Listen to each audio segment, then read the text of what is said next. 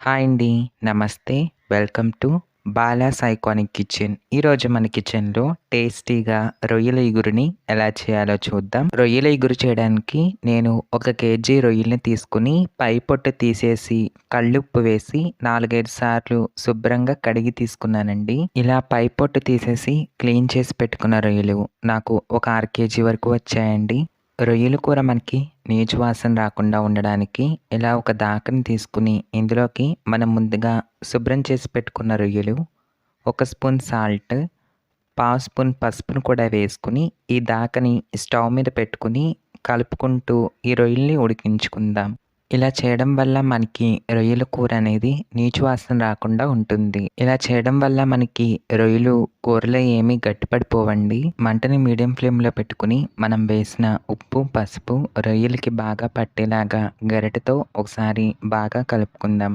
ఉప్పు, పసుపు రొయ్యలకి బాగా పట్టేలాగా కలుపుకున్న తరువాత ఈ దాకకి మూత పెట్టుకుని ఉడికించుకుందాం. ఒక 2 నిమిషాల తర్వాత మళ్ళీ మూత ఓపెన్ చేసి చూస్తే మనకి ఇలా రొయ్యల్లో నుండి నీళ్లు రావడం స్టార్ట్ అవుతుంది. ఇలా రొయ్యల్లో నుంచి వచ్చిన నీళ్ళన్నీ ఎగిరిపోయేంత వరకు ఉడికించుకోవాలి. మధ్య మధ్యలో మూత తీస్తూ కలుపుకుంటూ మళ్ళీ మూత పెడుతూ ఈ రొయ్యలను ఉడికించుకోవాలి. మీడియం ఫ్లేమ్ మీద ఒక 10 నిమిషాలకి మనకి ఈ రొయ్యల్లో నుంచి వచ్చిన నీళ్ళన్నీ ఈ విధంగా ఎగిరిపోతాయి. వీటిని ఎక్కువసేపు స్టవ్ మీద ఉంచకుండా వెంటనే వీటన్నింటిని ఒక ప్లేట్లోకి తీసుకొని పక్కన పెట్టుకుందాం. రొయ్యల కూర చేయడం కోసం స్టవ్ ఆన్ చేసి ప్యాన్లోకి ఒక 2 లేదా 3 టేబుల్ స్పూన్ల ఆయిల్ని తీసుకుని వేడి చేసుకుందాం. ఆయిల్ కాస్త వేడైన తర్వాత ఇందులోకి ఒక బిర్యానీ ఆకు, 1/2 స్పూన్ జీలకర్ర, 2 రెమ్మల కరివేపాకు, 4, 5 పచ్చిమిరపకాయలను కూడా వేసుకొని ఫ్రై చేసుకుందాం.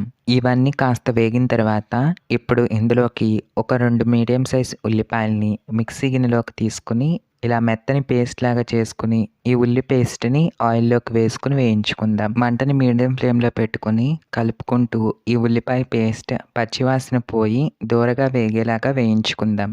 మీడియం ఫ్లేమ్ మీద ఒక 2-3 నిమిషాల పాటు కలుపుకుంటూ వేయించుకున్నామంటే ఈ ఉల్లిపాయ పేస్ట్ పచ్చివాసన పోయి ఈ విధంగా దూరగా వేగుతుంది.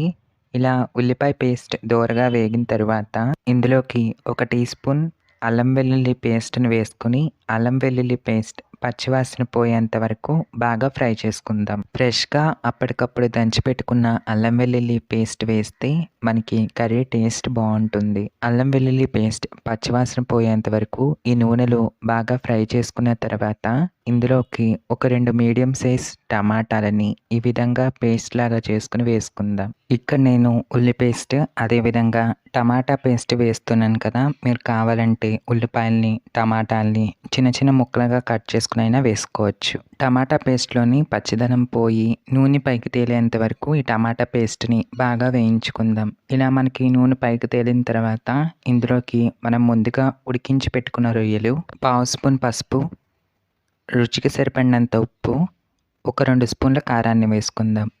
అలాగే 1 స్పూన్ ధనియాల పొడి, 1 స్పూన్ గరం మసాలాని కూడా వేసుకుని ఈ ఉప్పు, కారం, మసాలాలు రొయ్యలకి బాగా పట్టేలాగా గరిటెతో బాగా కలుపుకుందాం. ఇవన్నీ బాగా కలిసిన తర్వాత ఈ ప్యాన్కి మూత పెట్టుకుని ఒక 2-3 నిమిషాల పాటు ఈ రొయ్యల్ని మగ్గించుకుందాం. ఒక 2-3 నిమిషాల తర్వాత ఇందులోకి కూర ఉడకడానికి సరిపడినన్ని నీళ్ళని వేసుకుందాం. ఇవన్నీ బాగా కలిసేలాగా గరిటెతో ఒకసారి అన్నీ బాగా కలుపుకుందాం.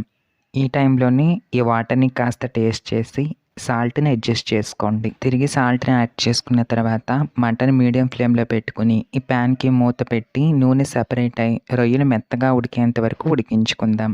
అంతేనండి, మన సింపుల్ అండ్ టేస్టీ రొయ్యల ఇగురు రెడీ. ఈ వీడియో మీకు నచ్చితే తప్పకుండా లైక్ చేయండి, షేర్ చేయండి, అలాగే సబ్స్క్రైబ్ చేసుకుని పక్కనే ఉన్న బెల్ ఐకాన్ని యాక్టివేట్ చేసుకోండి. Thanks for